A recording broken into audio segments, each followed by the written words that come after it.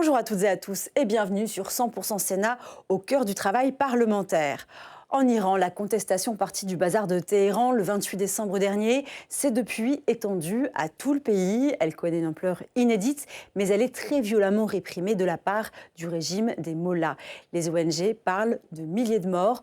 De leur côté, les États-Unis laissent planer la menace d'une intervention militaire si le régime exécutait des manifestants. Et c'est dans ce contexte que les sénateurs ont auditionné Clément Terme, spécialiste du Moyen-Orient. Regardez.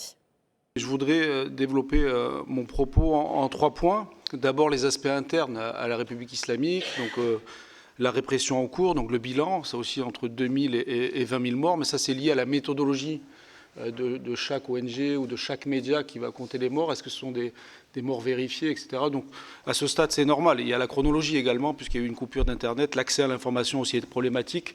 Donc il n'est pas surprenant d'avoir, si vous voulez, une telle échelle dans le bilan de la répression. Mais c'est une question qui est centrale, puisque, comme vous l'avez évoqué, ça fait partie des lignes rouges du président Trump. Et il y a un lien entre le niveau de la répression et la probabilité d'une intervention militaire américaine. Donc c'est pour ça qu'il faut prendre au sérieux, même si parfois on a du mal à lire les déclarations de l'administration Trump. Les propos du président américain sont parfois suivis des faits. Donc d'abord les aspects internes, ensuite les aspects régionaux et enfin les aspects internationaux avec notamment la question de la Russie, du rôle de la Russie, de la Chine, des États-Unis et bien sûr je terminerai avec la France. Quelles conséquences pour les relations franco-iraniennes et la situation de notre ambassade à Téhéran en particulier également. Est-ce qu'elle pourra continuer à fonctionner dans l'hypothèse de frappe américaine, etc. Est-ce qu'il y aura une pression américaine pour qu'on ferme notre ambassade? Parce que, et la question de nos soldats aussi, nos troupes armées qui sont déployées à proximité, à portée de tir de missiles des forces armées iraniennes. Donc sur les aspects internes, donc la répression, vous avez évoqué ces bilans avec des sources disons, qui varient énormément. Donc il y a la question de l'accès à l'information, je l'ai dit, la question de la méthodologie, donc est-ce qu'il s'agit de décès vérifiés avec l'attestation de décès, le témoignage de la famille également. Donc il faut du temps, c'est normal, c'est un processus pour documenter, si vous voulez, les violations des droits humains en cours. Ce qu'on sait, c'est les modèles d'action, ce qu'on appelle les patterns en anglais, c'est-à-dire les modalités d'action de la République islamique et de son appareil de sécurité. Donc c'est un régime qui est accusé de crimes contre l'humanité par la mission d'établissement des faits de l'ONU depuis mars 2024, avec une responsabilité particulière pour le guide suprême, qui est le commandant en chef des armées et le principal responsable de l'appareil de sécurité. Donc il y a, si vous voulez, dans le passé, des répressions qui ont eu lieu, des mouvements précédents. Donc on peut remonter à 2009, le mouvement vert, ensuite 2017-2018, les premiers mouvements qui demandent un changement systémique en République islamique. Et ensuite, 2019, les révoltes contre le prix de l'essence, où là aussi, il y avait la grande coupure nationale d'Internet, donc l'aspect répression numérique qui est très important. Hein. Donc vous avez auditionné de nombreux chercheurs sur les questions de l'Internet souverain.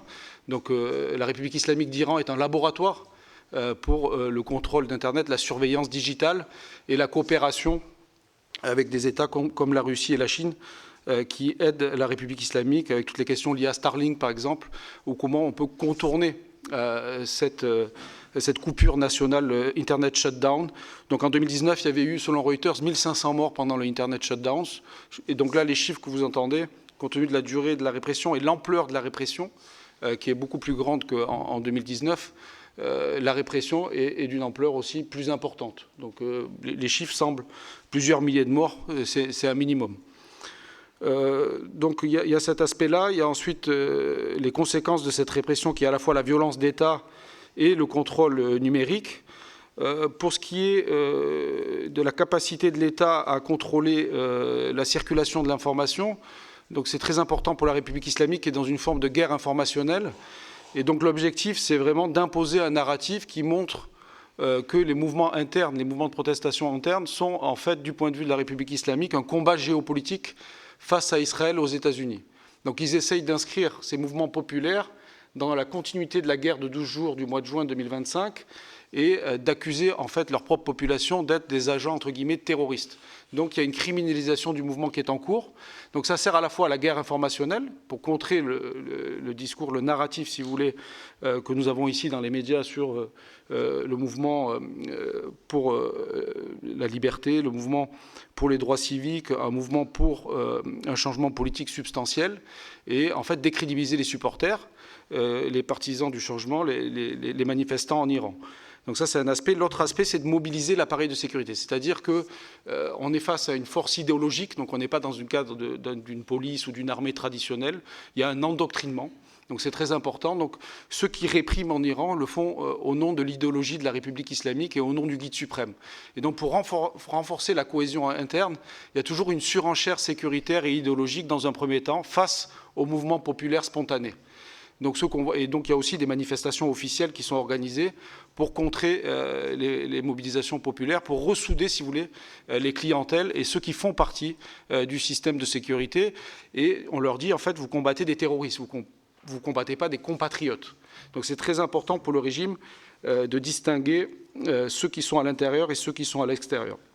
Néanmoins, ça pose la question, cette répression massive, de l'avenir du régime. Pourquoi? Parce que plus le régime réprime, plus les problèmes économiques s'accroissent, plus la monnaie nationale, le rial, s'effondre face au dollar, plus la situation économique devient désespérée, et plus les gens perdent du pouvoir d'achat en Iran.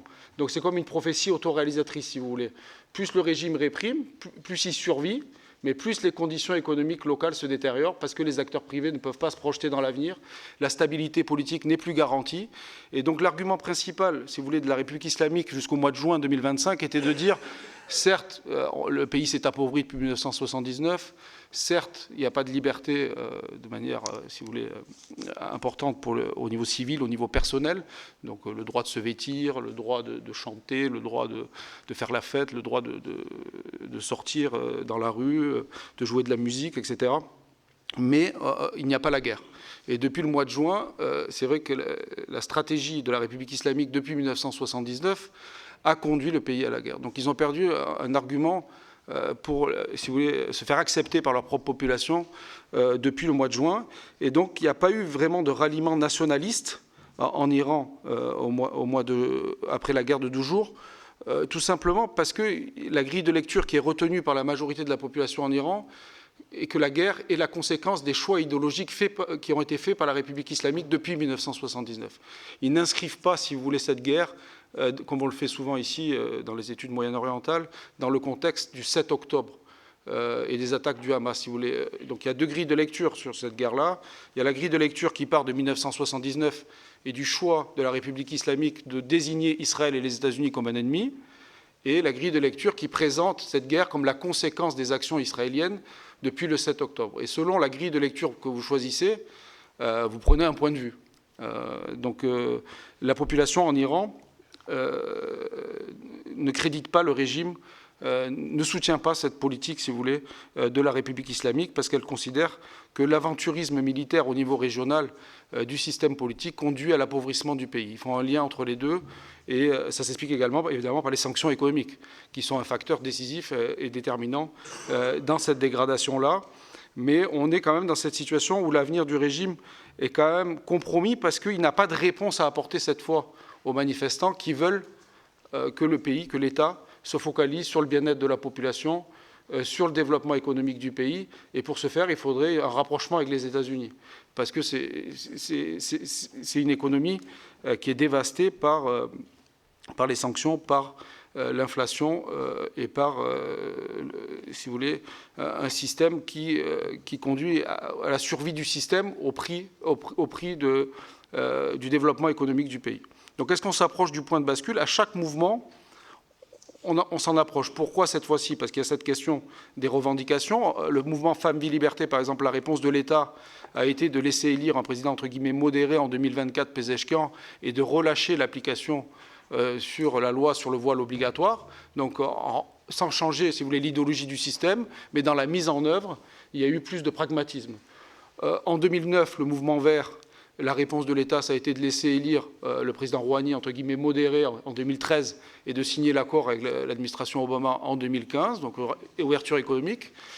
En 2019, pour le prix de l'essence, ils ont annulé la hausse du prix de l'essence, mais cette fois-ci, comment faire pour régler les problèmes macroéconomiques du pays sans changer l'ADN de la République islamique, qui est le rejet de la politique américaine et l'hostilité idéologique à Israël.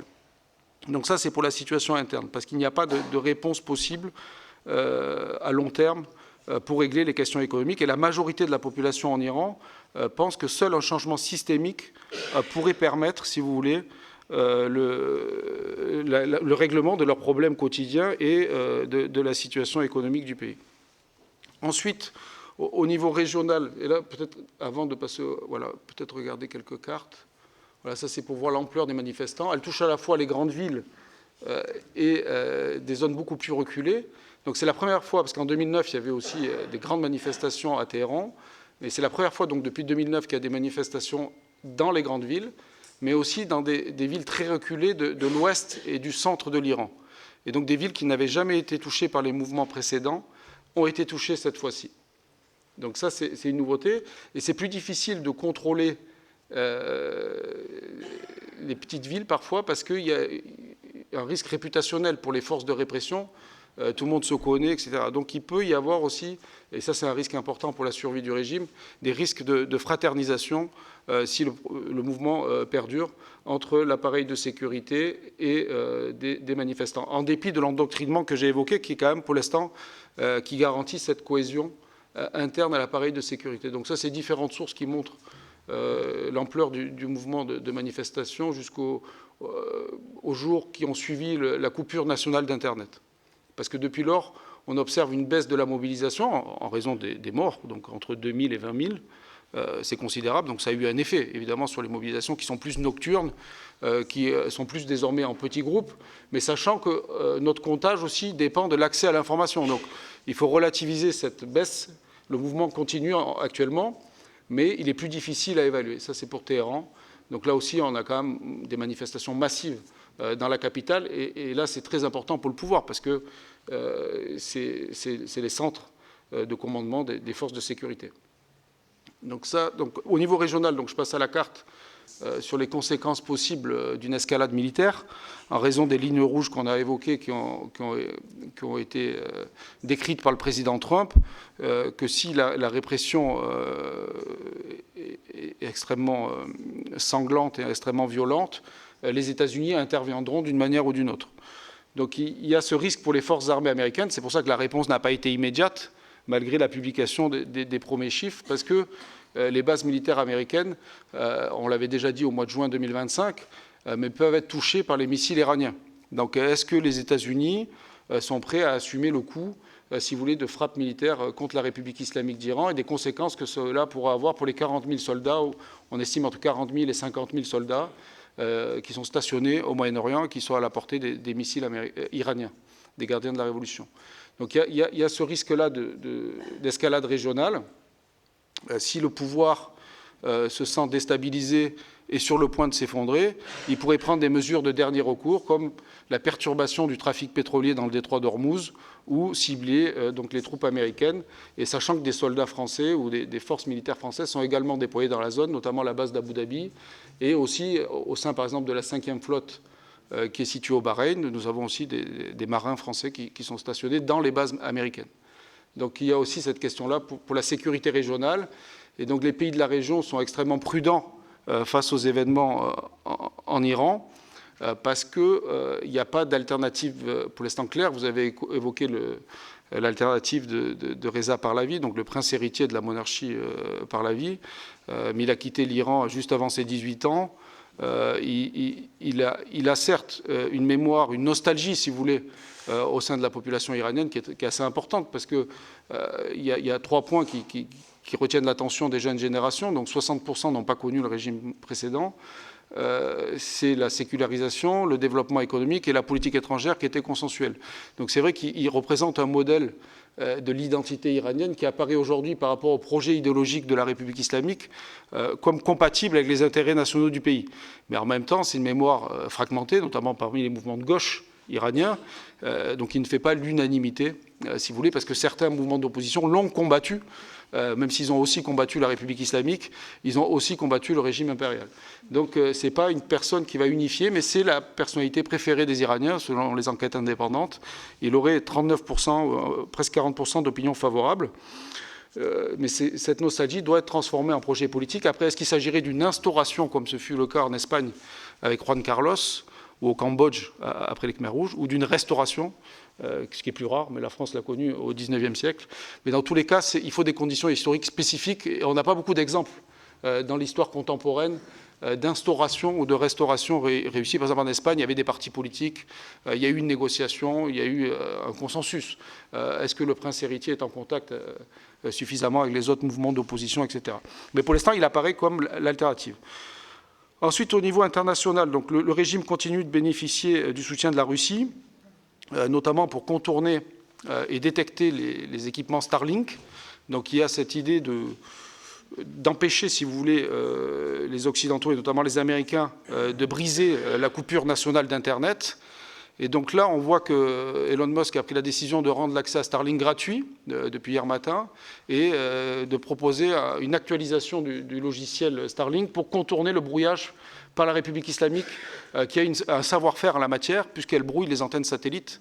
Et notamment dans les années 2007-2008, quand j'étais à Téhéran, on se rappelle qu'à l'époque, c'était surtout les télévisions qui sont en exil en persan qui diffusaient auprès de la population iranienne. Et le régime s'est forcé de les brouiller. Donc ils ont des capacités de brouillage, de guerre électronique qui sont anciennes, ils ont une expertise et ils peuvent appliquer ce qu'ils faisaient à l'époque pour les télévisions par satellite aux équipements Starlink. Ce qu'on sait, c'est que c'est un projet très important parce que la population iranienne s'informe d'abord par ses médias en exil, ce qui explique aussi la popularité du prince héritier qui est soutenu par le principal média suivi en Iran, c'est-à-dire la chaîne en persan Iran International. Donc c'est très important cette question de la guerre informationnelle et de la capacité de la Russie et de la Chine d'assister l'Iran dans son projet de fermeture digitale du pays.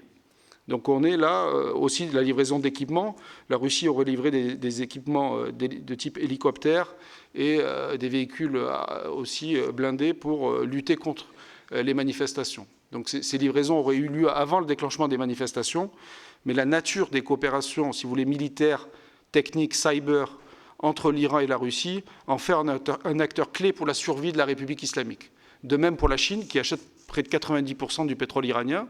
Donc une autre des stratégies américaines pour réussir, si vous voulez, le projet américain de l'administration Trump en Iran, il faut que la Chine cesse de soutenir économiquement la République islamique. Et donc ça va avoir aussi des effets pour cette rivalité entre la Chine et les États-Unis, la situation en Iran. Sur le projet américain, on note l'influence de Marco Rubio, donc le secrétaire d'État, qui est cubain, donc qui a une compréhension des enjeux de régime idéologique comme la République islamique, en raison de son expérience par rapport au régime castriste. Et donc il applique un peu, si vous voulez, le logiciel cubain à la République islamique. Et ça explique aussi les positions prises récemment par l'administration Trump de soutien aux manifestants. Steve Witkoff a rencontré Reza Pahlavi au lieu de rencontrer les responsables de la République islamique. Donc ça, c'est une inflexion qui a eu lieu ces dernières heures au sein de l'administration Trump, en même temps que les réunions pour préparer une réponse militaire par rapport à la ligne rouge qui a été tracée. Je termine avec les conséquences pour la France, très rapidement. Donc l'ambassade est en format noyau dur. Le personnel diplomatique non essentiel a été rapatrié et les États-Unis font pression pour que nous fermons notre ambassade à Téhéran. Il faut savoir qu'il n'y a pas d'ambassade américaine à Téhéran, vous le savez, depuis 1979, d'où mon livre « Téhéran-Washington, le grand Satan à l'épreuve de la révolution islamique ». Et du coup, les ambassades européennes peuvent, notamment la France, l'Allemagne et le Royaume-Uni, sont en première ligne de la réponse possible de la République islamique à une escalade militaire avec les États-Unis. Donc c'est pour ça qu'on est dans ce format noyau dur. L'ambassadeur est rentré à Téhéran, est présent sur place, mais on est dans cette situation où on a aussi convoqué l'ambassadeur. Comme vous l'avez dit, on est passé d'une forme de retenue à une position plus ferme, de condamnation et de solidarité affichée avec la population iranienne.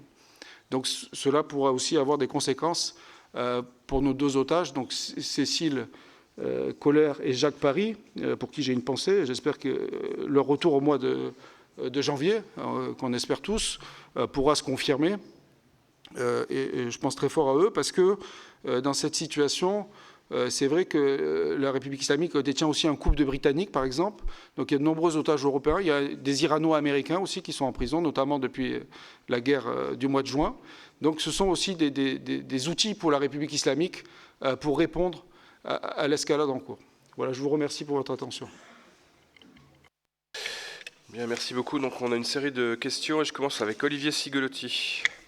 Merci, Monsieur le Président. Professeur, vous avez évoqué la transition avec effectivement Reza Pahlavi, qui est la figure d'opposition la plus visible de l'étranger, dont le portrait est brandi par un certain nombre de manifestants.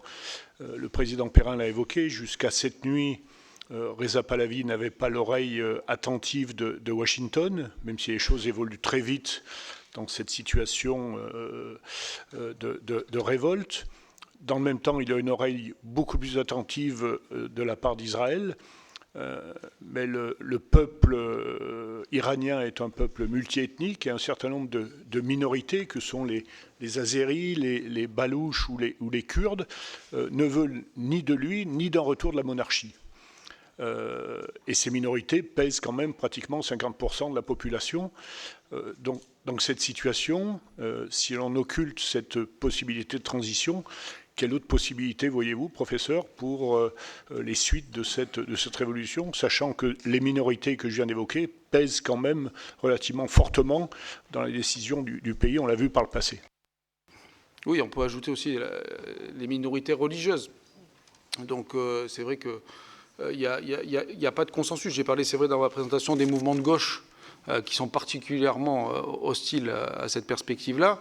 Alors pour les mouvements de gauche, ce n'est pas extrêmement significatif, compte tenu du fait qu'ils ont un taux de popularité à l'intérieur du pays qui est assez faible. Pour les minorités ethniques, il y a une diversité d'opinions également. Donc par exemple, les Balouches ne sont pas forcément hostiles à un retour de la monarchie.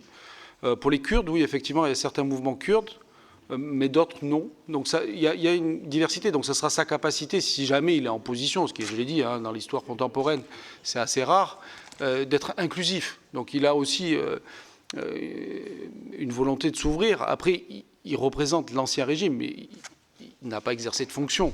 Il était trop jeune. Donc il a aussi cette capacité peut-être à proposer un projet nouveau. En fait, simplement, sa popularité est liée aux chaînes en persan qui émettent depuis l'étranger et qui sont privilégiées par la population à l'intérieur du pays pour s'informer. Ce n'est pas tellement la figure de son père qui est populaire, c'est son grand-père, le fondateur Reza Khan, Reza Pahlavi, qui a régné de 1925 à 1941. Et d'ailleurs, quand il a instauré la monarchie, il y avait un débat pour savoir est-ce qu'il fallait faire une république, etc. Donc, ce n'est pas non plus, disons, une nostalgie qui est fondée sur une restauration. C'est pour ça que j'ai insisté sur la distinction entre instauration et restauration. Pour ce qui est des minorités ethniques, il y a quand même un nationalisme iranien qui existe, qui transcende cette diversité ethnique. Et certes, il y a des mouvements séparatistes, il y a des mouvements ethniques qui souhaitent une indépendance, la question du bilinguisme aussi, parce que souvent on présente ça comme un aspect de fragilité. Mais c'est aussi une richesse. Par exemple, vous avez mentionné les Azéris d'Iran, mais c'est le monde turco-iranien. Tous les Iraniens sont un peu turcs, un peu persans. Donc on ne peut pas dire, on ne peut pas compter, par exemple, ceux qui ont des origines turques, on dit en Iran, on ne dit pas les mots que vous avez utilisés, en persan. Donc c'est aussi une reconstruction orientaliste, vous voyez.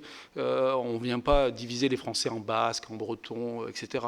Donc surtout quand on est en France, qu'on a un État jacobin et centralisateur, ça me fait toujours un peu sourire quand je vois, en tant que citoyen français originaire du sud de la France, j'ai parfois un petit doute sur ces projections françaises sur les minorités chez les autres.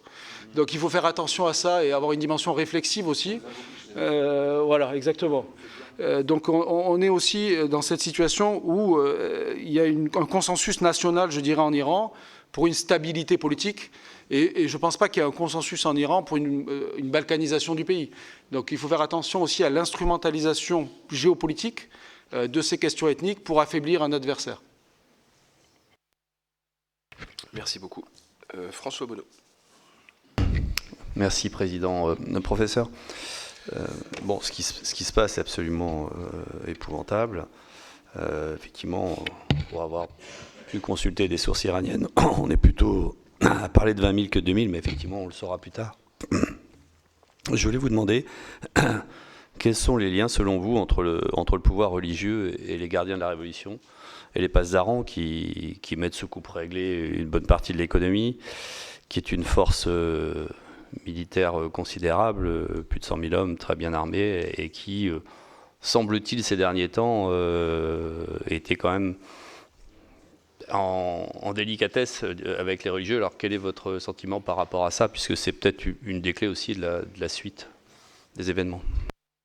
Alors vous avez raison d'évoquer ce scénario, c'est ce qu'on appelle le scénario à la pakistanaise, qui est très populaire dans les chancelleries occidentales depuis qu'il y a des mouvements de contestation en Iran, donc surtout depuis le milieu des années 2010, on évoque ce scénario.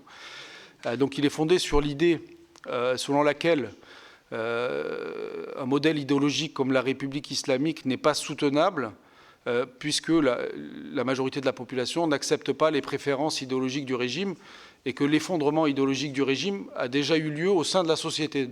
On l'a vu par exemple, l'exemple du mouvement Femmes, Vie, Liberté a conduit à un relâchement de l'application de la loi sur le voile obligatoire. Donc la société a imposé par la désobéissance civique ses préférences à un régime idéologique. Et l'idée, donc, selon laquelle, finalement, le pouvoir politique va s'adapter à cette demande sociale pour survivre. Donc ça, ce serait une logique, si vous voulez, rationnelle, occidentale, qui est appliquée à un modèle de type République islamique. Alors pourquoi, à mon sens, c'est une vision erronée? Parce que la constitution de la République islamique dispose certes qu'il y a 2 corps d'armée, donc la force idéologique des gardiens de la Révolution, dont la mission est l'exportation, la diffusion et la défense entre guillemets, des valeurs de la révolution islamique, donc du roménisme, dont l'héritier est l'ayatollah Khamenei. C'est assez simple en disant, vous avez 2 chefs d'État. Vous avez Khomeini de 79 à 89, et depuis 1989, l'ayatollah Ali Khamenei, qui a aujourd'hui 86 ans. Donc l'idée serait que ce système serait capable de s'adapter, ou il y aurait, s'il n'est pas capable, un coup d'État, donc quelqu'un des forces de sécurité. C'est un peu les questions que posaient les médias ces derniers jours. Est-ce que Khamenei n'est pas le problème, finalement? C'est une grille de lecture qui, à mon sens, ne correspond pas à la Constitution. C'est-à-dire que tous les chefs des gardiens de la Révolution, tous les responsables militaires sont nommés et font allégeance au guide. Et donc le guide, sa fonction, c'est le principe du Velayat Efari, la co-tutelle du juriste théologien, donc sur le système politique, mais aussi sur les forces armées. Donc le vernis idéologique qui unit les membres du système est le produit de l'idéologie de la pensée, entre guillemets, de l'ayatollah Khamenei, qui est à la fois un chef politique et un chef religieux. Donc les membres des gardiens de la Révolution suivent c'est comme ça qu'on dit dans le schisme, le guide. Donc ils sont, pour eux, c'est une sorte de gourou, si vous voulez, comme dans une secte. Donc c'est difficile d'imaginer, mais c'est possible, hein, que pour la survie de l'État, c'est un des scénarios, que pour la survie de l'État, on sacrifie ce vernis idéologique. Alors, ça c'est possible, par exemple, au décès d'Ali Khamenei. On annonce sa mort depuis plus de 20 ans. Donc, un jour, la biologie va parler. Mais plusieurs successeurs sont morts, donc je vous mets en garde. L'ayatollah Charoudi, l'ayatollah Raïssi, qui était l'ancien président mort dans un accident d'hélicoptère, étaient désignés comme des successeurs. Et ils sont eux-mêmes décédés. Ali Khamenei est toujours là. Donc, il y a la question, c'est pour ça qu'il y a cette question de l'élimination du guide qui revient, notamment après l'opération au Venezuela contre Nicolas Maduro. Il y a cette idée que si on élimine le guide, on pourrait favoriser un tel scénario. C'est peu probable pour les institutionnalistes qui pensent que l'Assemblée des experts, qui est le corps qui est désigné en République islamique pour choisir le guide, et le guide l'a dit au mois de juin qu'il y avait des rumeurs sur son élimination, il y a déjà une shortlist, son fils par exemple, Mojtaba Khamenei, il y a des noms qui circulent, le président du pouvoir judiciaire, donc il y a d'autres ayatollahs qui pourraient prendre la suite, ou un collège, il y a aussi cette idée qu'un groupe d'ayatollahs, s'il ne désigne pas sur son lit de mort, s'il est éliminé brutalement, il ne pourra pas désigner, comme l'avait fait Khomeini, pour désigner Khamenei. Sur son lit de mort, le dernier mot, il dit quel est son successeur. Donc on ne le connaît pas par définition, parce qu'il ne l'a pas encore dit. Donc c'est un fonctionnement de cooptation. Donc il est peu probable que dans une phase de confrontation avec la majorité de la population, mais c'est un scénario possible, il y ait une division du premier cercle.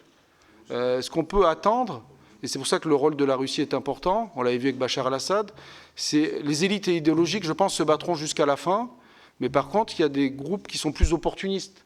Les oligarques, ceux qui participent, il y a une rente pétrolière, ceux qui font des affaires, pourraient retourner leur veste s'ils pensent que le point de bascule arrive et pourraient fuir la République islamique. Mais le premier cercle, le groupe donc des gardiens de la Révolution que vous évoquez, il y a une cohésion interne, il y a une structuration idéologique, il y a un contrôle aussi. Donc ça supposerait quand même une fraternisation avec les manifestants, ça supposerait un point de bascule qui ne s'est pas encore produit. Mais le système est sous pression et ça peut arriver. C'est une des solutions qui est évoquée. Merci beaucoup. Akli Melouli, voilà, tu vas pouvoir t'exprimer. Merci, Monsieur le Président, professeur. Alors, effectivement, vous avez, je ne vais pas revenir sur le rôle des minorités, vous avez parlé, on a juste oublié les Arabes du Kazakhstan, qui eux aussi ne sont pas favorables au Shah quand même, et qui vont certainement jouer un rôle dans la transition. Si transition il y a, ils joueront un rôle, comme les Kurdes et les Batouches. Mais moi, je voudrais revenir sur un autre élément, qui est dans la crise multidimensionnelle que vous avez posée et que traverse l'Iran. Il y a un élément, si vous avez parlé des jeunes et de la génération née après 2000, qui semble radicalement détaché du récit révolutionnaire, mais aussi du récit du Shah. Parce que nous, il y a le Shah qu'on vend, alors qu'il y a des oppositions en Iran quand même. La génération Gen Z et d'autres qui s'activent. Donc, ma question, comment ce fossé générationnel transforme-t-il les formes de contestation et les imaginaires politiques? Et puis, peut-on parler d'une sécularisation par le bas en Iran, comment celle-ci se manifeste, donc dans les pratiques sociales et culturelles du pays? Oui, tout à fait. C'est ce qu'on appelle la sécularisation paradoxale. Donc, j'ai fait ma thèse avec un sociologue, Farhad Khosrow-Kavar, qui a consacré sa vie à étudier la démocratisation par le bas en République islamique. Donc, vous avez raison, il y a des mouvements ethniques, des mouvements, ce qu'on avait appelé les intellectuels religieux à l'époque, les journalistes, les artistes, les sportifs. Donc, il y a une société civile en Iran qui ne dépend pas de cette figure en exil. Mais on ne peut pas non plus déconnecter cette société civile qui vit sous la République islamique depuis 47 ans de l'ancien régime, parce que le seul Iran différent de la République islamique qui a existé à l'époque contemporaine, c'est celui des années 60-70, pour la mémoire humaine, la mémoire collective.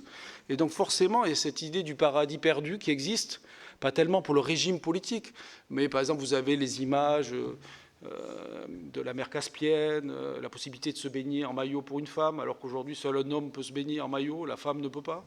Donc l'homme peut se dénuder, mais pas la femme. Donc vous avez comme des situations, quand vous vivez en Iran, qui sont contre-intuitives et qui relativisent ces débats politiques, en fait, idéologiques qu'on peut avoir ici, surtout sur la mémoire du combat de la gauche par rapport à l'ancien régime, etc.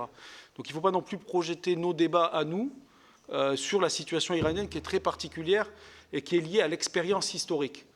Donc quand je suis historien, donc je ne suis pas un homme politique, donc je ne parle pas de Reza Pahlavi parce que c'est ma famille politique, par exemple. J'en parle tout simplement parce que c'est la nostalgie qui existe dans le pays, parce que c'est un autre Iran quand même. Même s'il y avait des problèmes, ce n'était pas une démocratie, il n'y avait pas de libéralisation politique.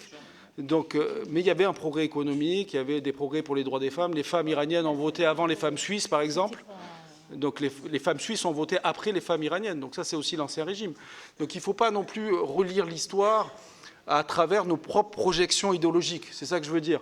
Les historiens et les Iraniens comparent en fait la performance de l'ancien régime avec la performance du nouveau régime. Je lisais d'ailleurs un militant qui est très à gauche aujourd'hui comparer le nombre d'exécutions sous l'ancien régime et le nombre d'exécutions aujourd'hui. Donc simplement, c'est le travail de l'historien que de dire, voilà, il y avait ces problèmes-là et il y avait aussi ces aspects positifs-là.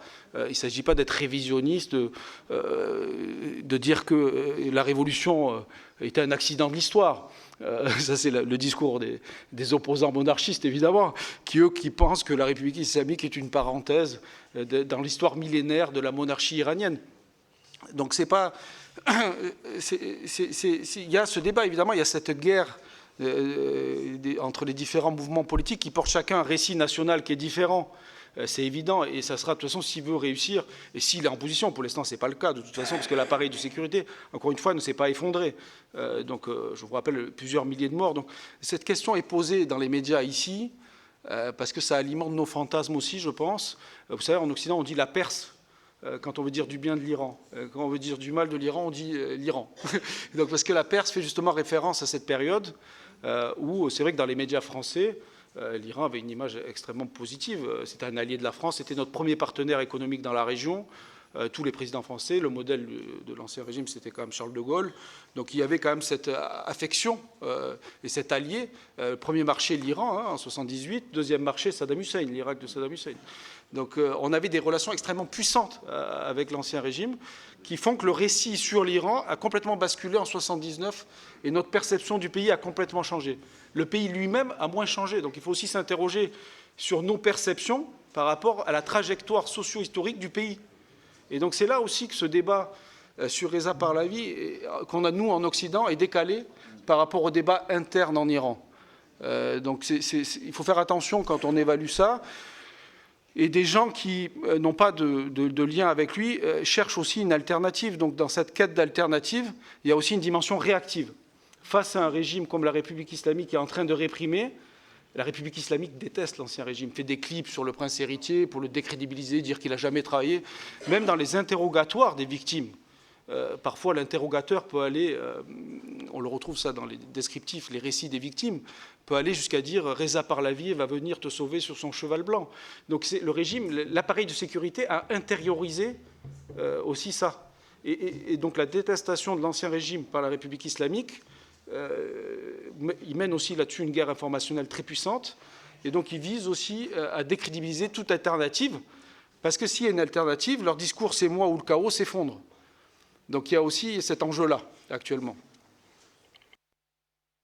Merci beaucoup. Guillaume Gontard. Oui, merci Monsieur le Président. Professeur, moi, je souhaitais justement vous interroger sur le rôle des femmes. On sait que les femmes iraniennes, avec un courage immense, ont été et sont au cœur des mobilisations. Et je voulais savoir si, selon vous, que cette application traduit une transformation structurelle du rapport au pouvoir ou plus un moment conjoncturel. Et puis comment le régime, justement, perçoit-il la politisation, je vais y arriver, et cette implication croissante des femmes, et quelle stratégie ce pouvoir met-il en place pour la contenir? Et puis pour terminer, comment vous voyez ce rôle des femmes justement dans ce nécessaire changement politique et la construction de l'après? Merci. Alors sur cette question du combat pour l'égalité femmes-hommes en République islamique, c'est ancien. C'est-à-dire qu'en fait, depuis la Révolution, même dans le mouvement révolutionnaire, les femmes ont, dès le début des premières lois, si vous voulez, contraires aux droits des femmes, donc il y a une régression par rapport, encore une fois, ça c'est factuel, par rapport à la période précédente. En tant qu'historien, on ne peut pas avoir de débat là-dessus, c'est pas possible. Les femmes ont résisté justement parce qu'elles avaient conquis des droits précédemment et elles ne voulaient pas vivre une régression. Donc il y a des manifs contre, déjà dès le début, contre l'imposition du voile obligatoire. Donc des millions de femmes ont été humiliées par ce régime, arrêtées dans la rue, mises de côté et sermonnées en leur disant « tu n'es pas bien vêtu, ton pantalon est trop court », etc. Donc c'est une humiliation massive de la population par la police des mœurs sur plusieurs décennies. Donc j'ai vécu à la période Ahmadinejad, donc c'était une période de restriction, donc c'est au printemps. Au printemps, la pression monte et donc il y a une présence policière dans la rue pour contrôler le corps des femmes. Donc c'est une question politique en République islamique. Là aussi, il ne faut pas projeter nos débats sur le voile français, sur la situation iranienne. La signification du voile en Iran n'a rien à voir avec un contexte démocratique, par exemple. Ce n'est pas la même chose. Donc c'est une situation spécifique. Et les Femmes Vie Liberté a été vraiment, si vous voulez, pour l'opinion publique occidentale, je pense, par rapport à cette image de l'Iran entre la Perse que j'évoquais tout à l'heure quand on veut dire du bien et l'Iran quand on veut dire du mal, un choc, parce qu'ils ne s'imaginaient pas que la société iranienne, pour les gens qui n'ont pas vécu en Iran, était en fait, de notre point de vue, aussi moderne. Donc la transition démographique est achevée, on est à 1,6 ou 7 enfants par femme et la France 1,6. Donc le taux de natalité montre la modernité de la société. Qu'est-ce que fait le régime? Il mène des politiques populationnistes, mais qui échouent. Donc l'objectif qui était affiché d'avoir 150 millions d'Iraniens pour être une puissance régionale. Donc leur idée, c'était les forces supplétives en Irak, les réfugiés afghans, donc d'utiliser, si vous voulez, des communautés étrangères pour compenser d'abord le départ des Iraniens qu'ils appellent entre guillemets occidentalisés, qui sont en fait cosmopolites, des Iraniens qui refusent d'être enfermés dans l'identité proposée par la République islamique. Et donc ça, le régime mène aussi une guerre informationnelle là-dessus pour décrédibiliser le modèle occidental, en fait, en disant, voilà, vous avez le choix entre le modèle, entre guillemets, islamique et le modèle occidental. Alors ça a fonctionné, ça n'a pas fonctionné pour le taux de natalité, mais pour le taux d'emploi des femmes. Donc il a baissé. On est passé de 20 à 16%, par exemple, ces dernières années, sur le taux d'emploi des femmes dans la population active, parce qu'il fait des aides pour que les mères restent au foyer, et ça permet aussi de lutter contre le chômage, de leur point de vue.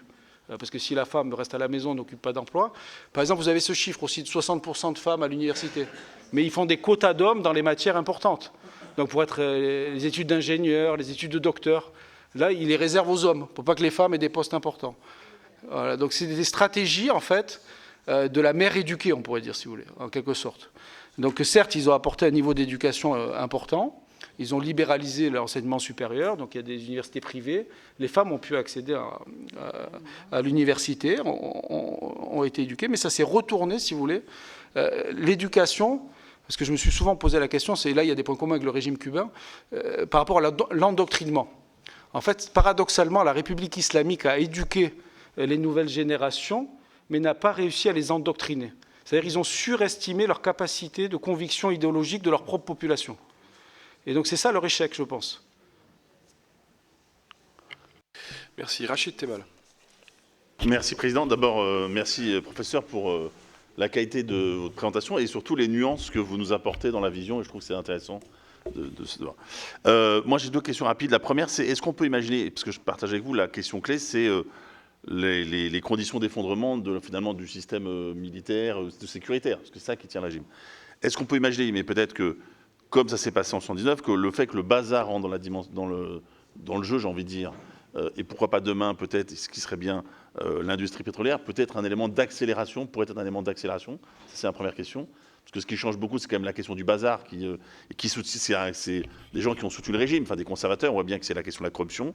Deuxième question, qu'est-ce que la France et l'Europe peuvent faire, qu'est-ce que l'ONU peut faire, en sachant que, j'ai bien dit France et Europe et ONU et pas États-Unis. Donc ma question, c'est vraiment France, Europe et ONU. Parce que je rappelle qu'il y a un dispositif de protection prévu par les Nations Unies qui, normalement, prévoit, depuis 2005, qu'on puisse protéger un peuple aujourd'hui massacré. Merci. Alors, pour la reproduction du modèle révolutionnaire de 1978, parce que la révolution, c'est surtout en 1978. On dit toujours 79, mais voilà, c'est voilà, 13 mois, et la période révolutionnaire, c'est l'année précédente. Le bazar n'a plus le même rôle dans l'économie iranienne aujourd'hui. Donc, par exemple, Carrefour s'est installé en Iran à travers Hyperstar. Donc, il y a un modèle économique qui a évolué. Donc, c'est plutôt la question de l'absence de rationalité économique du système qui a conduit à cette révolte. C'est-à-dire, certes, ils étaient au bazar, les marchands de téléphone et de matériel électronique, mais simplement, vous vous rendez compte, dans la même journée, ils achetaient un bien en rial, et compte tenu de l'effondrement de la monnaie, le soir, quand ils le vendaient, ils perdaient de l'argent. Parce que le dollar, lui, n'avait pas bougé, mais le rial s'était effondré. Et donc, la valeur de l'argent qu'il récupérait le soir n'était plus la même que celle du matin. Voilà, donc on ne pouvait plus se projeter à quelques heures. Donc, c'est un système économique où il n'y a pas de vérité sur les prix. Donc, il y a des subventions, il y a des taux de change différenciés. Donc, c'est un modèle qui est particulier, la République islamique. Et ça, oui, ça peut les amener à la chute. Mais ça, on ne pourrait pas reproduire le modèle de 78. Mais simplement, les questions économiques, comme je l'ai dit, ils n'ont pas de solution à apporter parce que la stabilisation macroéconomique du pays nécessite un accord nucléaire avec les États-Unis. Et donc, pour eux, accepter les conditions de Donald Trump, ça serait menacer la cohésion interne. Donc, vous voyez, ils pourraient régler les questions économiques, mais au risque de se diviser entre eux. S'ils ne règlent pas les questions économiques, ils restent unis dans la répression, dans la violence, dans la surveillance numérique, mais l'économie continue à s'effondrer. Donc, ils n'ont que des mauvais choix. Ils sont bloqués. Donc, effectivement, on sent que le processus qui est en cours, c'est pour ça que c'est différent des mouvements précédents, à la fois par l'ampleur, la diffusion, donc la ville de Téhéran, l'ensemble du pays qui est touché. D'habitude, c'est soit les grandes villes, ou soit les petites villes, ou soit les espaces périphériques. Là, c'est les espaces périphériques, plus les grandes villes. Par exemple, là, aujourd'hui, c'est plutôt le sud-est qui est en train de se mobiliser avec la province balouche de Zahedan. Donc là, vous avez aussi des mouvements, des zones qui sont plus difficiles à contrôler pour l'État central. S'il y a un affaiblissement ailleurs, Est-ce que ces zones périphériques, etc., pourraient être contrôlées? Donc c'est le danger, c'est la convergence des luttes pour le régime. C'est-à-dire, par exemple, la crise de l'eau qu'on a connue à l'automne. Il y avait des coupures d'eau à Téhéran. Le régime n'était plus en mesure de fournir de l'eau à sa propre population, de l'eau au robinet. Donc, vous voyez, donc ça, c'est une crise. Il y a la crise de la rationalité économique, du taux de change, il y a l'inflation, il y a le salaire qui diminue chaque mois. Donc, est-ce que ça va affecter l'appareil de sécurité? Les passedarans, donc les soldats révolutionnaires, que tout à l'heure j'ai eu la question, mais je n'ai pas répondu en citant ça, leur salaire, c'est à peu près $300. L'armée régulière, l'Artèche, c'est entre 100 et 200. Est-ce que ces salaires vont compenser la cherté de la vie? Est-ce que ceux qui sont considérés par la population comme des privilégiés, dans un contexte de crise économique structurelle et d'appauvrissement des ressources de l'État, est-ce que l'État va réussir à alimenter, payer ses salaires, etc. C'est ce qu'on a vu en Syrie, quand l'État est devenu un État zombie à la fin, parce qu'il n'y avait plus de ressources. Donc Trump aussi mène ce combat-là, avec son taux de change, son taux de douane, pardon, ses droits douaniers et tarifs à 25%, etc. Ses menaces économiques, la pression qu'il met sur la Chine pour qu'elle arrête d'acheter du pétrole à la République islamique. Donc là aussi, il y a une faiblesse qui a aussi malheureusement, je ne réponds pas à votre question France, Europe, ONU, c'est toujours les États-Unis, je m'excuse, mais c'est eux qui décident de l'avenir, un peu quand même, de la République islamique d'Iran. Pour la question économique, en tout cas. Parce que les mouvements ne sont pas déterminés depuis l'étranger, donc c'est vrai qu'on a toujours, en Occident, tendance à surestimer les facteurs externes, donc la politique américaine, le rôle d'Israël, parce que c'est plus facile pour nous d'analyser la situation en Iran à travers un prisme extérieur que l'on connaît, plutôt que la situation interne qui est difficile à lire parce que les difficultés d'accès, les sources, etc., ce que j'ai expliqué, et la connaissance de la langue. Mais c'est quand même d'abord une dynamique interne, mais après, c'est vrai que l'attitude des acteurs internationaux, donc les États-Unis, la Russie, la Chine, a un effet sur la situation interne, mais ce n'est pas le déclencheur. Alors, vous me demandez la France, l'Europe, l'ONU. Alors l'ONU, vous avez cité la responsabilité de protéger, il y a la mission d'établissement des faits qui existe sur le mouvement de protestation précédent Mahsa Amini au Conseil des droits de l'homme. Donc la France a voté pour son instauration. Cette mission est active depuis 2023 et a élargi son mandat à l'ensemble des violations des droits humains en République islamique avant Femmes, Vie, Liberté et jusqu'à nous. Donc il continue. Et il y a aussi le rapporteur spécial. Il y a deux mécanismes au Conseil. Il n'y a pas d'unité du Conseil de sécurité, vous le savez, avec la crise de l'ONU, avec la Russie et la Chine. Donc, la Russie et la Chine assument de soutenir le narratif iranien sans problème sur la manipulation depuis l'étranger, les risques d'une guerre américaine contre l'Iran, les BRICS, la structuration d'un monde post-occidental. Je pense qu'ils n'ont pas de... Donc la France... la difficulté, c'est de maintenir notre ambassade, c'est-à-dire de faire sortir nos otages déjà. Donc ça, c'est vraiment la priorité, je crois, de la France, parce que ça fait partie, je pense, des priorités du président que de régler cette question de la détention qui a été pendant 3 ans terrible de Cécile Collère et Jacques Paris. Donc ça, je pense que c'est la priorité numéro 1. Ensuite, il y a la question de la sécurité de notre personnel diplomatique dans un contexte d'escalade. Donc c'est pour ça qu'on est en format noyau dur et qu'il faut assurer la sécurité de l'ambassade. Donc je pense que c'est ça la priorité. Et après, est-ce qu'on peut obtenir les stratégies? C'est là la question, c'est à cet endroit-là qu'elle devient intéressante. Est-ce qu'on peut dialoguer avec la République islamique? En fait, le problème, c'est William Burns qui a résumé ça, l'ancien responsable directeur de la CIA. Il a dit, je le cite en exergue de mon livre Téhéran-Washington, je cite de mémoire, mais la République islamique est trop intransigeante pour avoir un dialogue diplomatique constructif et qui aboutisse à quelque chose. Et c'est un pays trop important pour qu'on l'ignore. Parce que c'est vrai que quand on est chercheur sur l'Iran, on se dit à un bout d'un moment, mais peut-être qu'il faudrait ignorer ce régime. Ce serait peut-être la meilleure solution, parce que c'est tellement compliqué, il n'y a pas de stratégie positive. Vous avez le choix entre de mauvaises stratégies. Et là, la France risque quand même de suivre l'administration Trump sur ce plan-là. Je ne vois pas beaucoup de divergence entre notre diplomatie et la stratégie américaine. La France a toujours été en pointe sur la question du nucléaire. sur la question des droits humains. Depuis le mouvement vert, la France avait une position plus en pointe que le président Obama à l'époque, d'ailleurs qui a regretté, le président Obama, de ne pas avoir soutenu le mouvement vert. Il le dit dans ses mémoires, il dit que c'est une des principales erreurs qu'il a commises lors de sa présidence. Et donc, parce qu'il dit que partout où il y a un désir de liberté, il faut l'accompagner. Il dit, parce que son conseiller iranologue lui avait conseillé de ne pas soutenir parce que ça aura augmenté la répression. Mais vous voyez bien que la répression a lieu quoi qu'il arrive et que le narratif, il est préécrit avant même que les grandes puissances ou que les États étrangers aient pris position. Donc on n'a pas vraiment d'influence. Donc c'est vrai que c'est pour ça qu'on revient à cette question d'ignorer la République islamique. Malheureusement, ce n'est pas possible. Donc on est obligé d'avoir une position.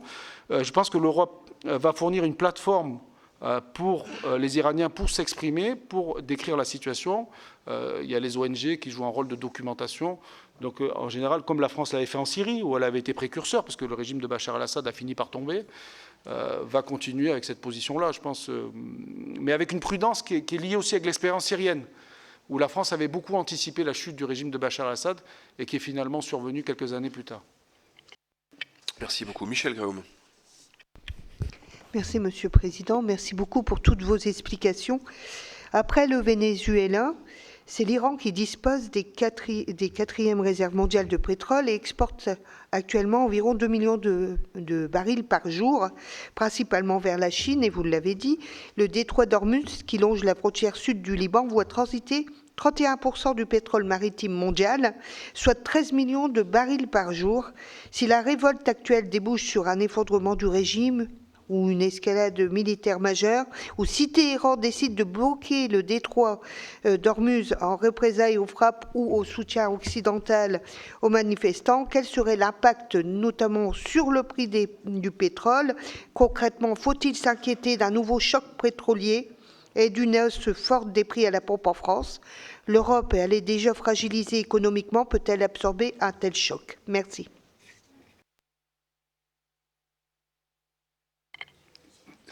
Oui, c'est le 73, là, c'est ce qu'Henry Kissinger a appelé, ce qu'on faisait d'ailleurs avec le Shah d'Iran, le recyclage des capitaux. C'est-à-dire qu'on faisait des grands contrats, on vendait des réacteurs nucléaires, des contrats d'armement pour limiter l'impact sur notre facture énergétique. Donc s'il y avait l'émergence d'un nouveau régime, pour la France, ça serait une opportunité, évidemment. L'émergence d'une figure comme Reza Pahlavi pour les intérêts français, ce serait... pour les intérêts occidentaux en général. Et d'ailleurs, c'est pour ça que le président Trump est dans un dilemme, finalement, entre la peur des guerres sans fin, la peur de se lancer dans une opération de régime change qu'il aborde, et il a construit toute sa carrière politique contre cela, mais en même temps, laver l'affront qu'a subi Jimmy Carter, l'humiliation qu'ont subi les États-Unis, et pour la France, l'attentat du Drakkar. La France aussi a une relation extrêmement difficile avec la République islamique. L'appareil de sécurité iranien se souvient particulièrement de soutien de la France au régime de Saddam Hussein. Donc il y a cette mémoire historique en Occident aussi qui joue un rôle. C'est-à-dire il y a à la fois la peur du chaos, mais la République islamique peut aussi amener au chaos, c'est-à-dire ce qu'on appelle la stabilité autoritaire. Finalement, avec ce régime-là, est-ce que ce régime-là, avec ce niveau de violence d'État, plusieurs milliers de morts, amène pas de toute façon le pays au chaos? Donc c'est là tout le dilemme, en fait. Est-ce qu'on peut transformer pour la France la situation en opportunité, ou est-ce qu'au contraire, le régime, en dernier recours, s'il sent que son pouvoir est vraiment menacé, est-ce qu'il ne va pas déclencher une escalade militaire régionale pour essayer de ressouder son appareil de sécurité et éliminer tout mouvement de contestation? C'est ce qui s'était passé pendant la guerre Iran-Irak. C'est un régime qui s'est construit dans la guerre. C'est pour ça qu'on annonce sa chute depuis 1980. Depuis les premiers jours de la République islamique, on dit que ce régime va s'effondrer parce que il ne correspond pas aux préférences de la population, il ne correspond pas aux dimensions multiples de l'identité iranienne. Donc il y a une vraie question. Maintenant, ce régime a un instinct de survie et il peut survivre pour l'instant parce que son appareil de sécurité tient. Et ça peut avoir, comme vous l'avez souligné, des effets. Et c'est pour ça que Trump aussi, dans ses décisions, va devoir prendre en compte ces paramètres. C'est-à-dire que ce n'est pas pareil que le Venezuela. Là, il y a quand même une question aussi, parce que vous avez parlé de la France, mais le prix du pétrole, le prix du gallon, c'est très important pour la clientèle électorale du président Trump.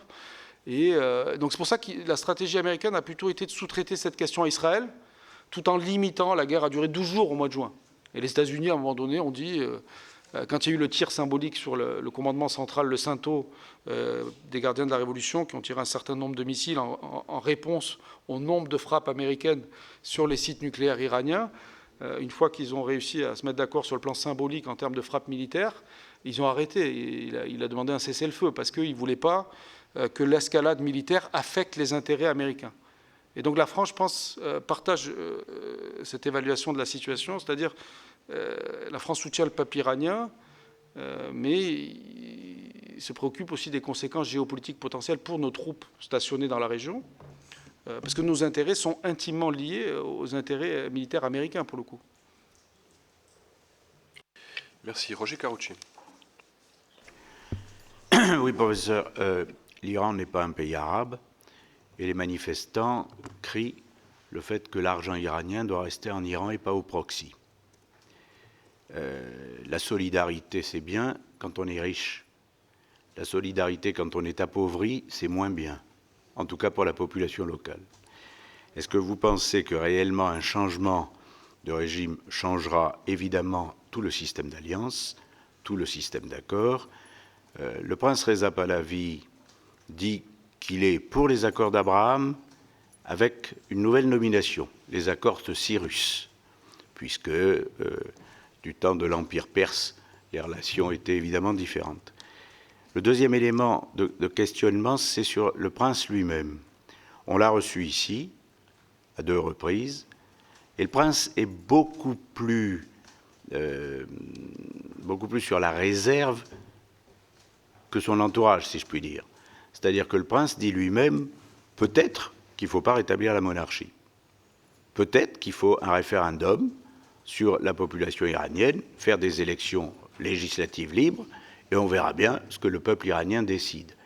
Sauf qu'il se sent un peu investi du fait qu'en dehors de lui, il n'y a pas de leader, il n'y a pas de personnalité qui peut incarner complètement l'opposition en Iran. Alors, vrai, faux, localement, on verra.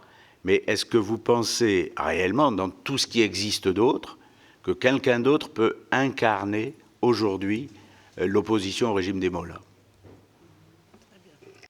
Alors, c'est vrai que votre question est intéressante parce qu'elle pose la question de l'existence d'un espace politique dans un régime comme la République islamique.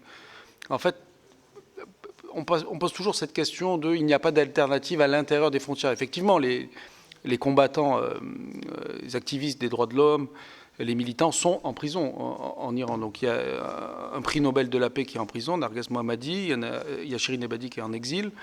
Donc il y a aussi des grands mathématiciens, des grands artistes, des cinéastes, des chanteurs, des sportifs. Donc il y a une société iranienne avec un niveau en mathématiques extraordinaire, par exemple. Donc, si vous voulez, les ingénieurs, le nombre d'ingénieurs dans la population iranienne. Il y a aussi une organisation politique au niveau local, au niveau des villes. Donc, il y a des structures politiques à des niveaux inférieurs, si vous voulez, d'organisation de la société que j'appelle l'intelligence collective, qui sont déconnectées de cette idée d'avoir un leader. Parce que même aujourd'hui, regardez, dans la vie politique internationale, le rôle des partis politiques est moins important qu'auparavant. Donc la République islamique, en ce sens, la population iranienne n'a pas forcément un désavantage, puisqu'il y a une structuration de la société, si vous voulez, des corps intermédiaires qui existent, les médecins, donc il y a un potentiel pour construire un système politique inclusif, ce que nous, on appelle une démocratie. Mais après, comment la figure de Reza Pahlavi va réussir, et c'est pour ça que j'évoquais l'exemple de Juan Carlos et de l'Espagne, disons, à se lier avec la situation interne. C'est ça le défi pour lui, parce qu'il est en exil. Donc, en interne, en tout cas, il y en a beaucoup qui ont la légitimité parce qu'ils ont combattu localement, ils ont été en prison, etc. Donc, il y a des trajectoires individuelles, mais effectivement, le système médiatique, si vous voulez, le système est tellement fermé, vous le voyez avec la coupure Internet aujourd'hui, Reza Pahlavi bénéficie de Iran International, donc de la télé la plus regardée dans le pays. Donc c'est un amplificateur, ça, il faut des médias, il faut des Donc c'est pour ça que son nom est scandé. Mais attention, ce n'est pas le slogan le plus scandé. Le slogan le plus scandé dans les manifestations, c'est la fin de la République islamique.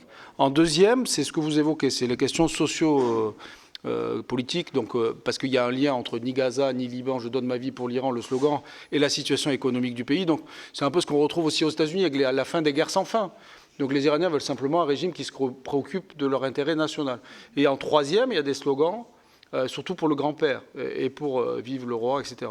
Mais ce n'est pas les slogans les plus scandés. Mais simplement, il apparaît dans les slogans. Il est apparu en 2017-2018. Donc ça fait plusieurs années. Et c'était surtout son grand-père, à cause des sentiments anticléricaux. Donc nous, en France, on connaît bien ça, les sentiments anticléricaux. Donc les Iraniens aussi, après 47 ans de République islamique, ils ont des sentiments anticléricaux extrêmement puissants. Et donc la figure de Reza Pahlavi, le grand-père, qui a sécularisé le modèle Atatürk, a une popularité certaine, le constructeur de l'État moderne, etc. Donc c'est ça l'héritage, mais ça c'est la nostalgie. Et encore une fois, comment transformer cette nostalgie en projet politique. Et là, c'est un défi. Est-ce que c'est une monarchie constitutionnelle? Parce que, comme vous l'avez dit, l'entourage, il y a certains qui sont partisans d'une monarchie absolue. Donc, il y a aussi une diversité d'opinions dans ce groupe. Et ce groupe a des relations compliquées avec les autres membres de l'opposition. Quand ils ont créé la plateforme en 2022, la plateforme n'a pas duré. Donc, il y a aussi cette question. C'est un mouvement spontané, mais qui n'a pas, et ça a été dit par beaucoup des collègues présents ici, des sénateurs, il n'a pas de message politique unifié. Il y a des revendications multiples. Donc c'est un peu le propre de tout mouvement social, c'est-à-dire qu'ils sont d'accord contre, d'abord, dans un premier temps, c'est ce qui s'est passé aussi en 78, mais ils ne sont pas d'accord pour un modèle positif. Donc il faut d'abord, encore une fois, que l'appareil de sécurité s'effondre pour qu'un espace politique se dessine à l'intérieur du pays, et ensuite des leaders émergent. Mais c'est pas d'abord le leader ne peut pas émerger sans espace politique. Merci. Gisèle Jourda.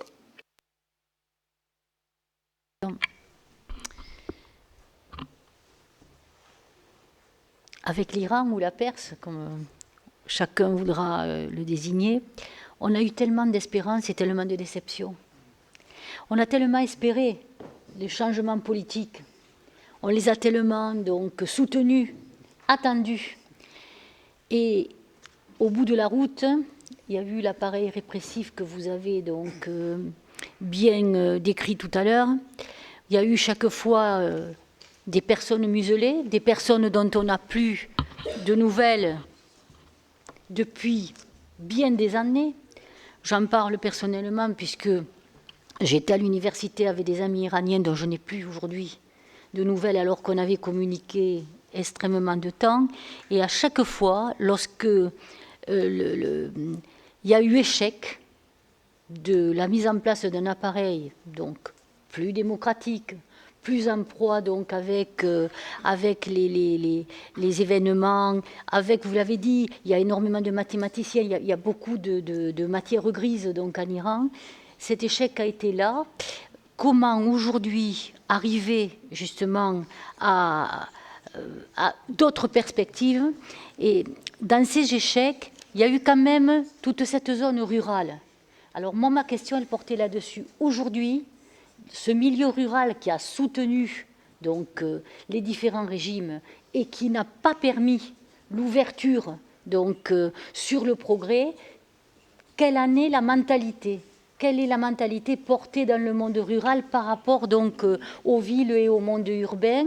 Et d'autre part, dans cette approche donc du monde rural, quelle est parce que sous le régime donc les religions ont été respectées. Je ne sais pas si c'est toujours le cas, mais à un certain moment, que ce soit les maisons de force issues donc de l'influence turque, que ce soit dans le zoroastrisme, donc avec le Zen Avesta, etc., ont été et que ce soit d'ailleurs, en ce qui concerne le culte donc, chrétien, la rénovation donc, d'églises, notamment l'église avec le baptême de Saint Jean-Baptiste, donc où on en est par rapport à ça, donc au niveau des mentalités, parce que je crois que ça va compter beaucoup autour de tout ce que nous avons décliné, là, sur quoi je ne reviendrai pas.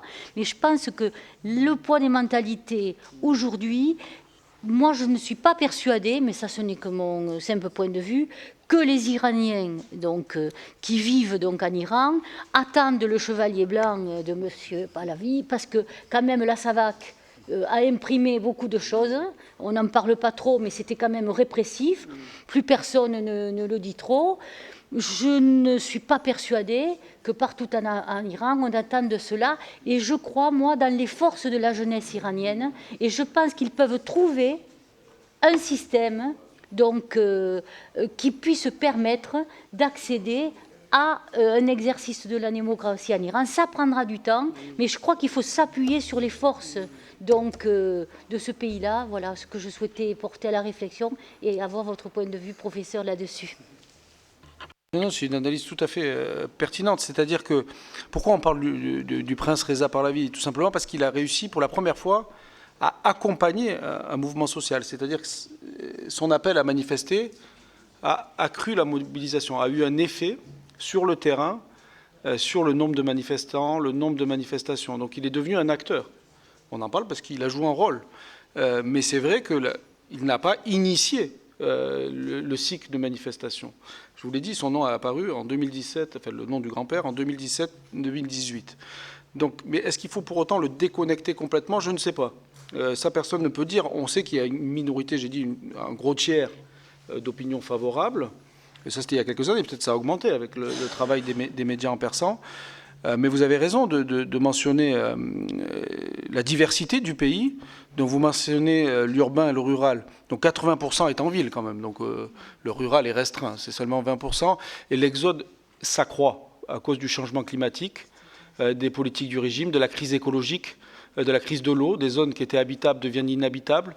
Donc l'Iran est un pays semi-aride aux 2/3. Donc ou aride. Donc il y a vraiment cette crise de l'eau qui rend la vie difficile dans certaines régions et qui accélère l'exode rural, les tempêtes de sable. Après, dans les villes, il y a le problème de la qualité de l'air. Donc, les enjeux écologiques touchent l'ensemble du pays, mais il y a des migrations internes qui sont extrêmement importantes, peu étudiées.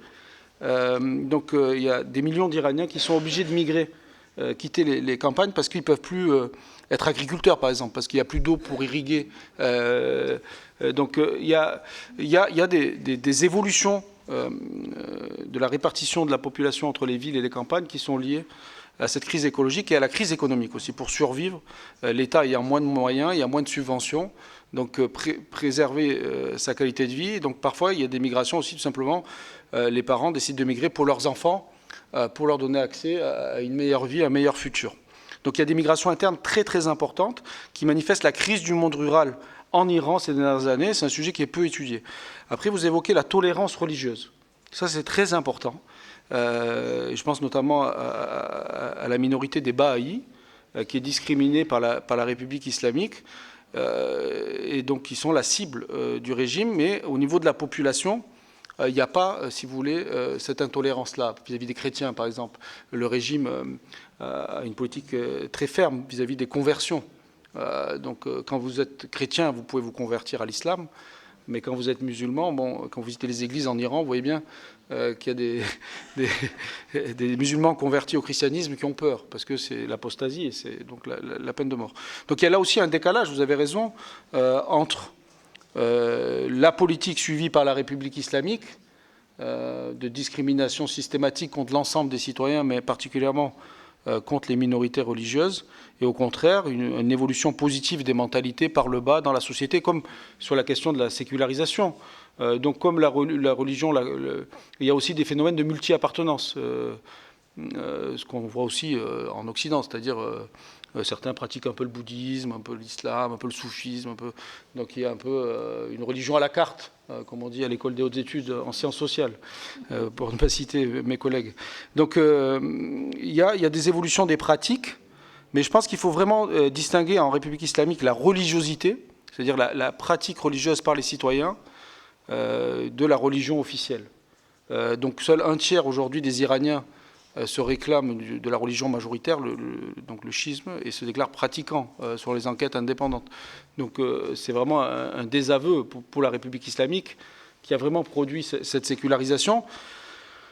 Et donc, encore une fois, il y a une société civile, il y a aussi des capacités dans la société iranienne pour inventer un nouveau système politique, mais ce n'est pas forcément en opposition avec l'Iran global, avec les 5 millions d'Iraniens qui habitent à l'étranger, parce qu'ils donnent aussi une visibilité à cet Iran-là, à travers les médias en persan, à travers leur présence, et ils donnent aussi l'image d'un Iran global qui est plus proche de l'Iran de tous les jours, de la vie quotidienne de la société, que de l'image que projette la République islamique. Merci beaucoup. Valérie Boyer. Merci, Monsieur le Président. Merci, Monsieur le Professeur. Vous décrivez le chaos qu'il y a à l'intérieur de l'Iran. Bon, j'avais une petite question en préalable. Est-ce qu'il y a une réussite qu'on peut mettre au profit de la République islamique d'Iran? Mais ce n'est pas ma question. Ma question porte sur la propagande de l'Iran vis-à-vis de l'Occident, de ses opérations de déstabilisation, ses liens avec des mouvements politiques. Est-ce que vous pouvez nous en dire plus? Si on espère, je crois qu'ici c'est quand même une certaine unanimité d'espérer que ce régime abominable tombe, quelles conséquences concrètes, à votre avis, ça pourra avoir sur nous? Et enfin, je voudrais savoir que représente en chiffres la diaspora et quel est son poids aujourd'hui dans le cadre de cette révolution et dans le cadre de cette reconstruction. Et quant au chaos probable, ou en tout cas dont on nous parle si jamais ce régime s'effondrait, moi j'ai lu un excellent article d'Emmanuel Razavi qui dit qu'il n'y aura pas de chaos étant donné la structuration très particulière de ce pays. Personnellement, je ne connais pas évidemment la situation comme la vôtre, mais j'espère que non. Et puis j'espère qu'un jour on pourra tous aller visiter ce magnifique pays. Donc voilà, qu'est-ce que ça peut représenter pour nous concrètement, étant donné la propagande particulièrement efficace dont ils nous ont abreuvés depuis 47 ans. Et je conclurai en disant que la France a quand même une dette morale, parce qu'avoir accompagné l'ayatollah Khomeini dans un avion Air France sous les applaudissements d'une bonne partie de l'intelligentsia française, qui voyait en lui un saint à l'époque, quand même il faut se le rappeler. Voilà, comment on peut faire pour aider les Iraniens à sortir du joug de cet islamisme? Merci. Alors la réussite de la République islamique, si on veut être cynique, c'est un appareil de sécurité qui a atteint par moment le niveau de la Stasi en RDA. Donc ils ont réussi un niveau de surveillance qui est assez impressionnant, à la fois à l'intérieur du pays, mais aussi à l'extérieur, donc qui a mis en place quand même une politique à la fois à l'intérieur et à l'extérieur, et cette connexion entre l'appareil de sécurité à l'intérieur et à l'extérieur, cette capacité à avoir un réseau sécuritaire transnational. Donc ça, c'est une réussite, mais c'est un peu comme l'URSS dans les années 80, extension à l'extérieur et affaiblissement à l'intérieur. Donc en fait, plus ils se sont étendus, et le 7 octobre, dans un premier temps, ils ont pensé, ils ont eu une forme d'hubris idéologique après le 7 octobre. Et finalement, les défaites militaires successives de leurs forces supplétives a conduit à une clarification sur la réalité de ce succès, qui était en fait en trompe-l'œil. Parce qu'il y avait toujours ces identités nationales, ces identités ethniques, ces identités locales qui ont perduré, non seulement en Iran, j'ai parlé de la résilience de la société, mais aussi en Irak, au Liban et plus largement en Syrie, on le voit avec la chute du régime de Bachar al-Assad. Donc on a quand même surestimé cette réussite, entre guillemets, dans les médias en Occident de la République islamique, parce qu'il y avait des fragilités, si vous voulez, dans l'extension régionale de la République islamique. Mais c'est ça qui a été mis en avant à l'époque, jusqu'à l'élimination par l'administration Trump du général Rassem Soleimani de la force Al-Quds. C'est ça qui a été présenté chez nous comme un succès de la République islamique, mais c'était un peu comme le succès, si vous voulez, de l'URSS à l'époque de la guerre d'Afghanistan, qui a finalement contribué à accélérer la chute. Donc sur la chute du régime, le chaos, effectivement, les conséquences, donc dans les idées reçues, j'ai une idée reçue, c'est le changement de régime est impossible en Iran, donc ça vous plaira probablement. Et donc c'est vrai que je monte dans l'idée reçue, parce qu'il y a toujours une citation en exergue, on compare toujours l'Iran à l'Irak, à la Syrie, Et cette idée-là que forcément toute alternative à la République islamique serait pire que le régime en place. Et donc c'est vrai qu'il y a beaucoup d'intellectuels iraniens qui voudraient être comparés à l'Allemagne, au Japon, et qui disent aussi qu'il y a des exemples positifs. Donc c'est pas forcément, le pire n'est jamais sûr. Donc j'essaye aussi d'ingérer un peu d'optimisme, même si on est sur de la spéculation. Donc il faut être prudent. Mais en tout cas, il n'y a pas de scénario. En tant qu'historien, on sait qu'on ne peut pas prédire, mais on sait aussi qu'il n'y a pas de destinée préétablie pour l'Iran après la République islamique. Mais il y a une peur de l'inconnu. Donc c'est ce que j'appelle l'impensé de l'après.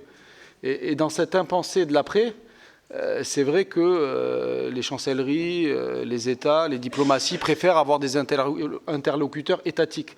Donc tout le défi, je pense, c'est d'assurer une évolution politique fondamentale, mais sans effondrement des institutions de l'État. C'est un peu la leçon de la guerre d'Irak en 2003. Donc comment faire en République islamique pour détacher les dimensions idéologiques du système politique, tout en gardant les institutions, les technocrates, donc les professionnels qui travaillent aussi dans ce régime-là.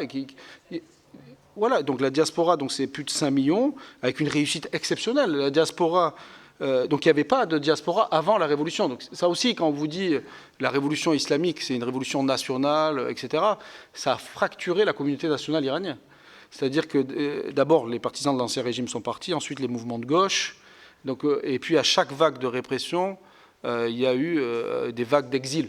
Donc mouvement vert, tous les mouvements que j'ai cités ont entraîné, en conséquence, le départ des élites. Et le désir de migration est extrêmement élevé selon les sondages du régime. C'est-à-dire la spécificité de l'Iran, c'est le plus haut taux de fuite des cerveaux au monde par tête d'habitant. Donc c'est selon le Fonds monétaire international le même chiffre que l'Inde, mais avec une population beaucoup plus faible. Une surreprésentation des femmes, donc ça c'est intéressant. C'est-à-dire que les pères poussent leurs filles à quitter l'Iran du fait de la situation. Donc on voit aussi le décalage entre la sphère privée et la dimension idéologique officielle. Et donc ça a contribué, si vous voulez, à la constitution de cette diaspora, mais qui est une des diasporas, par exemple aux États-Unis, qui a le mieux réussi. On le voit aussi à travers la réussite des Iraniens dans la Silicon Valley, voilà, donc à Los Angeles, qu'on appelle Téhéran Angeles. Et son poids est considérable parce que souvent on essaye d'opposer les Iraniens de l'intérieur à ceux de l'extérieur, notamment en Occident, en France. Mais au contraire, parce que cet Iran global qui est apparu en 2022-2023 a aussi conduit au renforcement de la popularité des télévisions qui sont en exil, qui sont produites par des journalistes iraniens et qui diffusent la vision d'un autre Iran à la population à l'intérieur. Donc il y a déjà les liens familiaux, le fait que, vu cette diaspora extrêmement nombreuse, même s'il y a 92 millions d'habitants à l'intérieur de l'Iran, hein, donc c'est une population nombreuse, il y a cette connexion dans les familles vis-à-vis de l'étranger. Donc même quand le régime effectue une fermeture, là par exemple ces derniers jours, les appels depuis l'étranger vers l'Iran n'étaient pas possibles.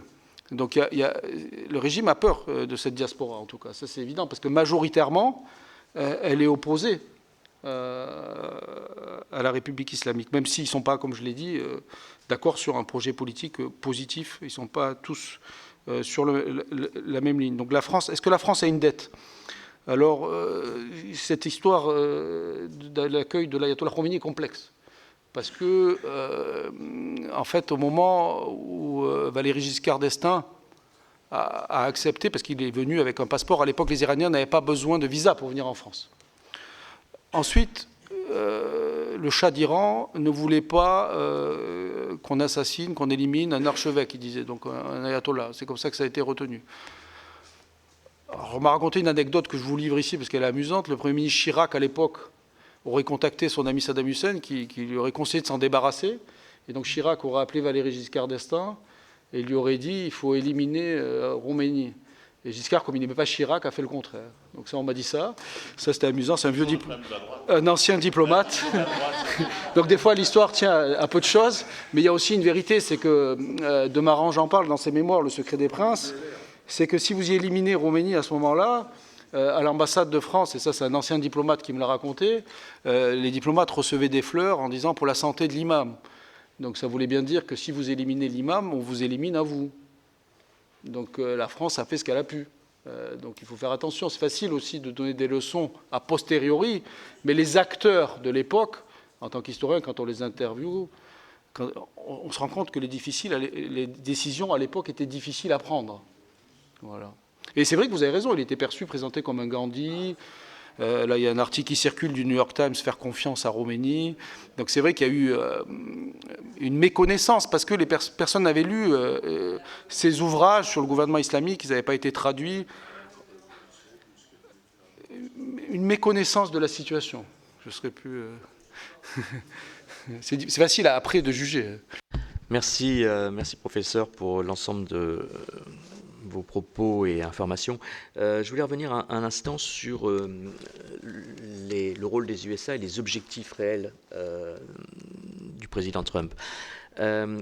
S'agit-il réellement de faire tomber le régime, sachant que l'option militaire est complexe, comme vous l'avez souligné, que les sanctions économiques ont plus ou moins d'efficacité et éventuellement sont peut-être plus tournées vers la Chine que vers l'Iran, qu'ils hésitent ou ne mettent pas en œuvre pour des raisons diverses les mesures de cyberattaque qu'ils pourraient mettre en œuvre, ou est-ce que, la contestation s'affaiblissant, M. Trump ne cherche pas, en mettant la pression sur le régime des ayatollahs, à obtenir une avancée, voire une victoire sur la question du nucléaire? Donc j'aurais aimé que vous nous précisiez, selon vous, quels sont les réels objectifs des États-Unis dans cette affaire. C'est une excellente question, parce que, en fait, les outils qui sont utilisés par les Américains, c'est la question des effets de ces outils sur la situation interne. Donc c'est une question majeure, parce que, comme je l'ai dit, on a tendance à surestimer ces outils, alors qu'on voit qu'il y a eu des manifestations en Iran à l'époque du président Obama, quand il tendait la main à la République islamique après sa campagne électorale, vous vous rappelez, de 2008, où il a dit il faut desserrer le poing, etc. Il a lancé un message, il a reconnu l'état de la République islamique pour la première fois. Pour Washington, c'était quelque chose de considérable, une évolution politique majeure pour les États-Unis. Et c'est d'ailleurs depuis cette date qu'il y a une question partisane dans la politique américaine entre démocrates et républicains sur la question de la République islamique. Parce que jusqu'à Obama, il y avait un consensus aux États-Unis sur le fait qu'il faut une politique de changement de régime, il faut une pression, etc. Même si tous les présidents américains ont tenté de créer un dialogue avec le guide suprême en Iran. Sans succès d'ailleurs.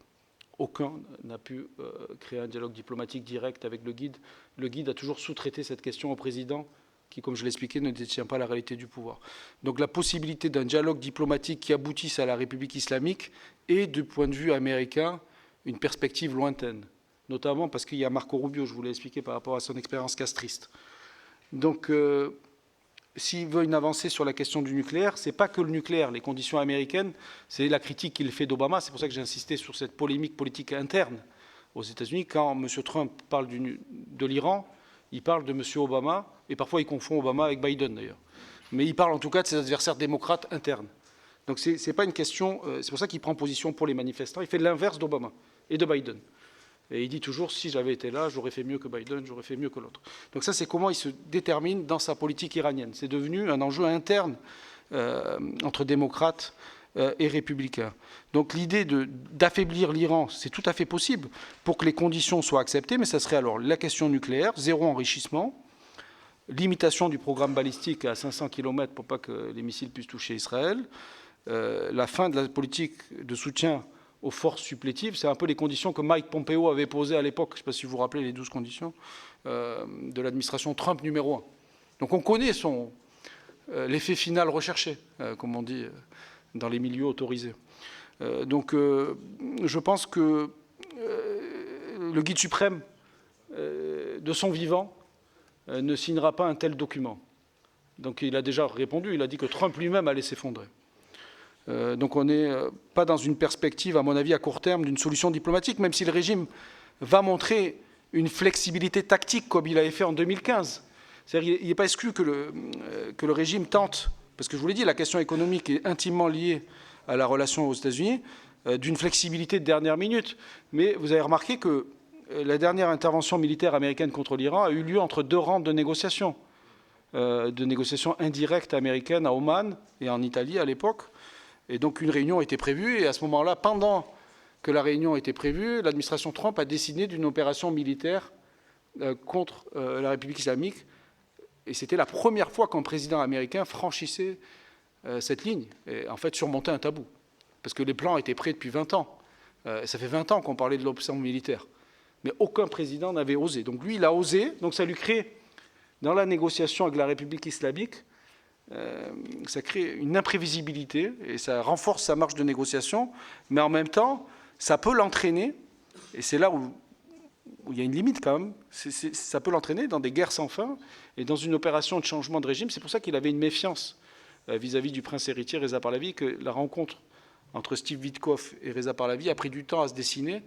Mais c'est vrai que avec l'administration Trump, on ne sait jamais, parce que vous avez raison, il parle de négociations et en même temps il peut décider d'une opération militaire. Donc c'est pas suffisant d'écouter ces déclarations. Il faudra mesurer les risques qu'il est prêt à prendre. Déjà, à chaque fois qu'il a pris ces risques-là, il s'est comparé avec Jimmy Carter et l'opération qui avait échoué de sauvetage des otages. Donc il l'a dit en mois de juin, il était très fier, il a lavé l'affront de Jimmy Carter, et il a réussi une opération militaire contre l'Iran sans en payer un prix politique à Washington. Au Venezuela, la même chose. Il a dit « j'ai aussi surmonté ce traumatisme de Jimmy Carter ». Donc il a agi quand même, il a des références anciennes.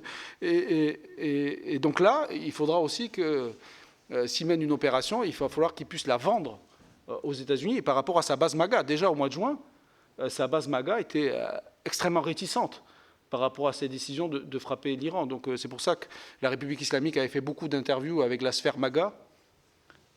Donc il faudra voir aussi si cette sphère MAGA accepte ce projet américain de l'administration Trump d'intervenir dans un pays lointain. Merci beaucoup. Et dernière question pour Ronan Le Gleut. Merci, Monsieur le Président. Professeur, vous avez parlé à juste titre de la nécessaire sécurité concernant l'ambassade de France à Téhéran. Nous avons également parlé des diasporas iraniennes, mais ce dont nous n'avons pas encore parlé, c'est de la diaspora française et de la sécurité des communautés françaises actuellement en Iran. L'ambassade de France a publié un numéro de téléphone qui est joignable depuis l'Iran. Néanmoins, nous avons une école française à Téhéran, nous avons une chambre de commerce française. Disposez-vous d'informations relatives à la sécurité de nos compatriotes établis en Iran? Je vous remercie. Oui, il y a 900 Français en Iran.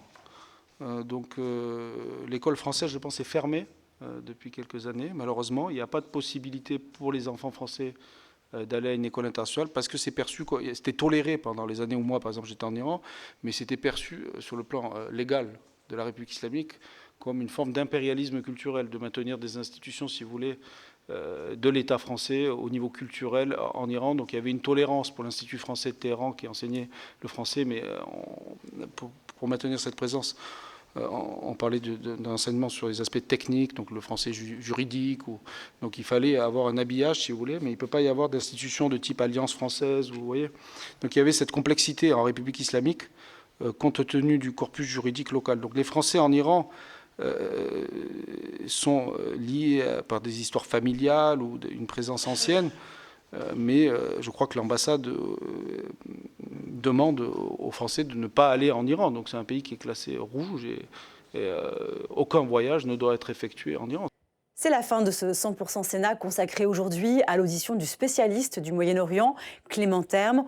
Au cœur de ces échanges, la situation en Iran où le régime des mollahs réprime de manière sanglante les manifestants, faisant des milliers de morts selon des ONG. La révolte était partie du bazar de Téhéran le 28 décembre dans un contexte de crise économique. Pour retrouver cette émission, rendez-vous sur notre site internet publicsénat.fr. Merci de nous avoir suivis. Très bonne journée sur Public Sénat.